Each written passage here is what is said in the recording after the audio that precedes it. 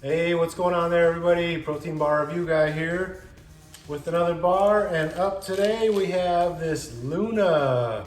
What are they calling this thing? Nuts over chocolate. All right, remember, before we get started, hit like, subscribe, and share with any of your friends you know who you think could benefit from learning a little bit about more of the ingredients that they're eating in their food. Not just in bars, but really kind of all of their food they eat. All right, so on this channel, we rate bars based on the ingredients, calories, protein content, macros, taste, texture, and then we give them an overall score of 1 through 10. All right, so let's take a deeper dive into this Luna bar, nuts over chocolate. I guess this is a pretty popular one. I've never had it.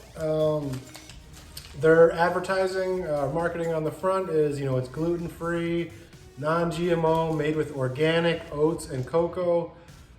They're boasting 9 grams of protein, which we all know that's not enough. All right, so let's look at the ingredients here. All right, first ingredients is a protein grain blend of soy protein isolate and oats, rice flour, roasted soybeans, and soy flour. All right, not what we're looking for in a protein source there. I know some people say plant-based is good, but get it from brown rice protein or pea protein, not soy. Okay, soy, we don't want to be messing with our hormones and all the phytoestrogens in there. And then also because of 99% of the soy on the planet is GMO, so you're eating stuff that's not natural. It's been altered genetically, and you don't want to be putting that in your body. Stick to nature. Okay, all right, moving on. You've got, after that is brown rice syrup. Okay, not good. So your first two ingredients is a terrible protein source and then a syrup. So that's not good. And then we get into peanuts, cane sugar. Okay, at least they're using real sugar, but why? We've already have syrup as the number 2 ingredient.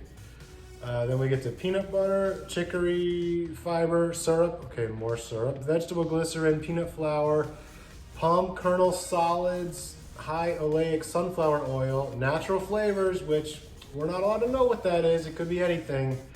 So again, another synthetic substance, usually made by flavor chemists in laboratories, putting flavor droplets in your food under the guise of natural flavors. Okay, then we get into cocoa, which they advertise on the front is that organic cocoa. All right, but it's like the 17th ingredient on the list, so woohoo to that. All right, palm kernel oil, sea salt, soy lecithin, which we all know can easily be substituted for sunflower lecithin if you're trying not to use soy, but I guess they don't care in this bar. They're just going all in on the soy. And then mixed tocopherols as an antioxidant is the last ingredient. Okay, so woohoo, you've got an antioxidant as the last ingredient. That's like, what, number 27 on the ingredient list here? Okay, so the protein source sucks. You've got syrup as your number 2 ingredient, added sugar, 6 grams of it, but then they're adding another fiber syrup in there after that. Ingredients suck. I'm giving this thing a 1 on ingredients. I'm giving it a 1. Well, actually, no, we'll give it a 2. We'll give it a 2 because there's real sugar in there with the syrup, and they didn't put aspartame, acesulfame potassium, sucralose, maltitol syrup, stuff like that. I'm giving it a 2 for ingredients. All right, calorie count, 210, right in that window that we like to see of 180 to 220, so we're gonna give it an 8 for calories. Protein content, what did we say? 9 grams of protein. That's a fail. For a bar with 210 calories, that's a fail. This thing should have at least 20 grams of protein in it. All right, so I'm gonna give it a 2 on protein content. And then macros, let's look at the rest here. Total carbs, we have 24 grams of carbs and then 10 grams of fat.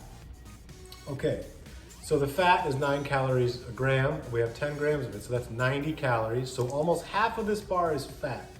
Then 24 grams of carbs at 4 calories a gram. That's 96 calories of this bar is carbs.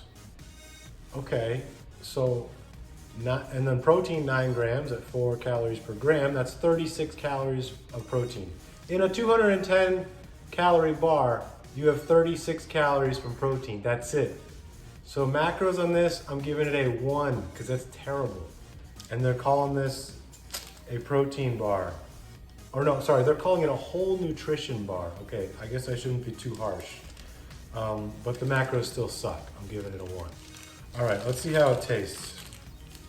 I love peanut butter and chocolate, so there might be some redemption here after all.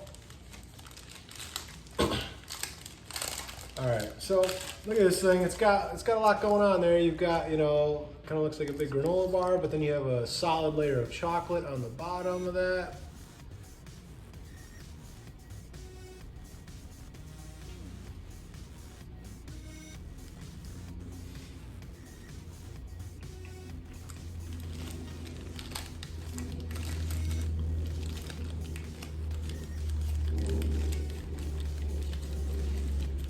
It tastes pretty good. Not overly sweet, for having, added sugar in there and syrups. I thought it'd be a lot sweeter. I guess the syrups are there mainly to bind the oats together there in the bar. Taste, I'll give it a 7. It's not bad on taste. It's got some pretty good chocolate they're using. Whatever those ingredients are, they combined it to make chocolate there. Oh, that's right, the organic oats and cocoa they got in the bar. Okay, so 7 on taste. Texture, not bad. You got a little bit of chewiness from the oats and the peanuts. Good creaminess, silkiness from that layer of chocolate on the bottom of the bar. So I'll give it a 7 on texture as well. All right, now let's talk about the overall score on this thing. The ingredients were terrible. The calories were right where we like to see them, but the protein content sucked and the macros sucked. Taste and the texture were mediocre. So overall score for this thing, I'm giving it a 3 because, like we said, you want a better source of protein. You want a better ratio with your macros. You want, yeah, exactly. I mean, better protein source, less syrups, better macros, higher protein content. All right, so that's it right there. Luna bar, nuts over chocolate is a fail. We're giving it a 3, and the only reason it's getting a 3 is because it tastes good, because it's chocolate and peanut butter, and I love chocolate and peanut butter. So, all right, moving on to the Tighten Up tip of the day. As promised, at the end of every episode, I'm going to give you a Tighten Up tip. Okay, so today we're going to talk about time under tension when you're working out in the gym. Maybe you've heard people say, don't count reps, make your reps count. That is very true, okay? You're doing a range of motion. Let's take the bicep curl, for example, right? Go down like this, the muscle relaxes, right? I come up and I'm squeezing, and then I come up to here, we go past the squeezing point, the muscle's not squeezing anymore, right? And then a lot of people just drop the weight. Well, you need to control it, okay? Strength is made in the eccentric portion of the movement, right? And that is, in a curl, the eccentric movement is when you're lowering the weight, okay? So people think it's when you're squeezing, you're pulling up. Yeah, you're squeezing, you are contracting the muscle. But then the strength is built by as you control the weight against gravity as you're lowering it, okay? But don't come all the way down to here. Now that muscle is relaxed, okay? So you want to get into the sweet spot, right? Do your reps like this. So time under tension. At no point during this set, whatever I'm doing, 10 to 12, at no point during this set is that muscle relaxing. You're squeezing, you're coming down, you're not relaxing it, and then you're coming up and squeezing again, and then you're coming down 4 seconds, and then you're squeezing again, okay?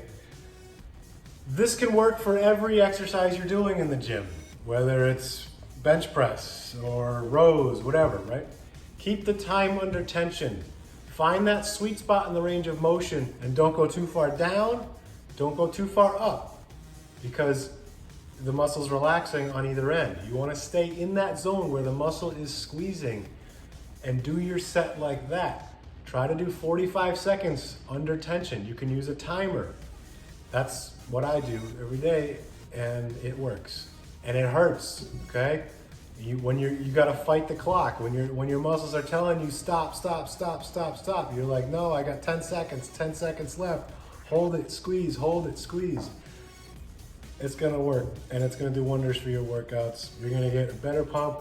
You're gonna get harder edges around your muscles, more definition, and it's gonna improve every one of your workouts, or strength training workouts, that is. It doesn't, whatever, if you're running or riding a bike or whatever, it doesn't work for that. But yeah, strength training, okay? Time under tension. Keep tension on the muscle, all right? A lot of people do lunges too. Can't really see my legs here, but they go down, they come up, and then they switch legs and do the other one, right? Well, what did you just do? You just broke the tension from one leg to the other. Stay on that one leg. Do 12 reps, down and up. But don't come up and let it relax. Don't go down so far that it relaxes, right? Find that sweet spot on that one leg and squeeze 10 to 12 times. Switch legs, do the other one, right? Don't be alternating back and forth because you're breaking the tension. All right, so that's my tighten up tip of the day. Time under tension. It will work, trust me. And that's it for today. All right, stay tuned. I have more requests of yours coming up in the next few days, maybe beginning of next week. A lot of people have been writing in about these carb killer bars, or carb killer. So we've got carb killer bars coming. We've got some more plant-based protein bars coming. What was the other one? Someone was asking about a Quest peanut butter bar. I'm gonna find that one. That one will be coming at you. We got some more good stuff coming up, so stay tuned to this channel. Make sure you subscribe and share away. All right, I'm Protein Bar Review Guy. I'll check you later.